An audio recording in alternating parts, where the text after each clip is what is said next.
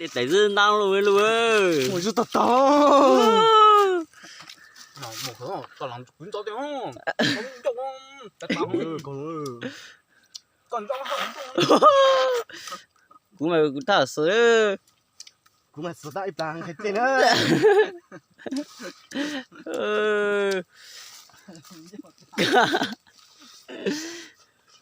Tôi ở với tiếng nó chọc con một cái con lười lái rồi chứ. Một cái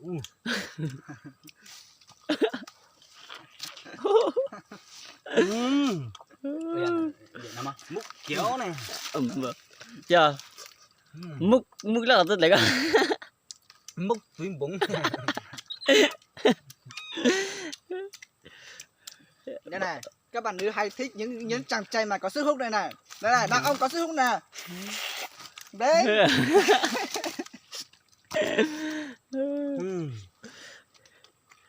Nó cho nó ấy giờ là cái đê tôi mà lại mà thọ đê không mà ấy chứ.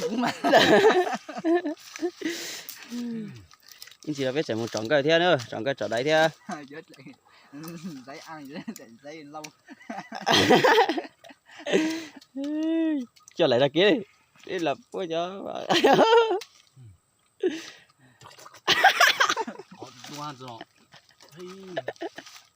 Ủa nè. Chị tổng tôi chọc các thiếu hồn. Vậy, tôi muốn vào sao? Hệ đừng thôi. Rồi chúng một này bố này mình sợ xin nữa. Mình rất cỡ nữa. Các số bị món nào thế, số bị mua cái chuyện mua số tí nữa. Xin lỗi, mua cho nó thôi còn bỏ khăn còn ra.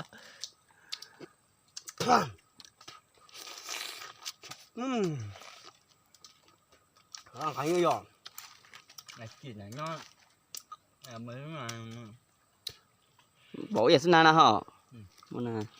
không nó có sữa à? Có sữa mà. Một cái gì nữa.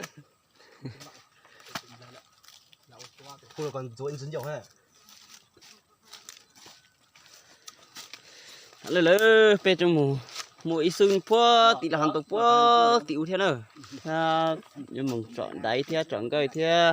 Mua cho xì ta kia nó biết rồi cái bên mua tao lại ở luôn cả bên cũng cho mua ta tập kế tuổi nữa chị bên bỏ xuân đan nữa nó ở nuôi bên bỏ nó nhở để bên tôi mua là cho nên nó chỉ lớn nó tạ nữa chị bên chạy muốn mua cho tí thế mình sẽ bỏ tay ít tiền xuống đáy thì xuống cây cho mùa thế nào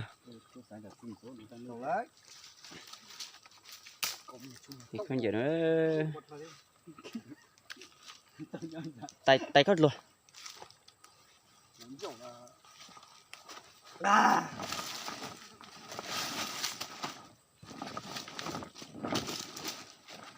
mua lử có yêu phụ tôi đẹp thôi hổ tàu tò một tàu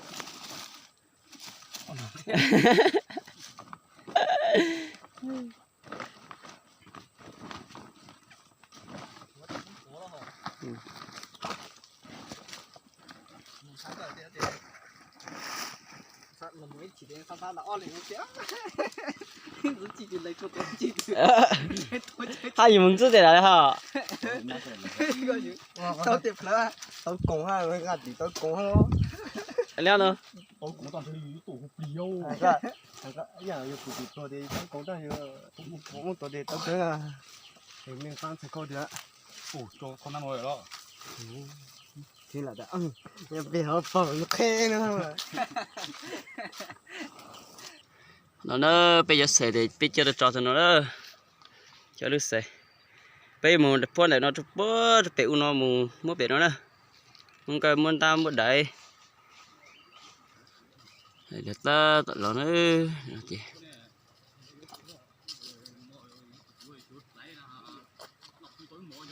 chà bây giờ bây giờ mua xong cái tỏ hàng ha chụp lại mi về trong cái hàng này về tỉnh Việt Nam trong là cái về hàng về họ này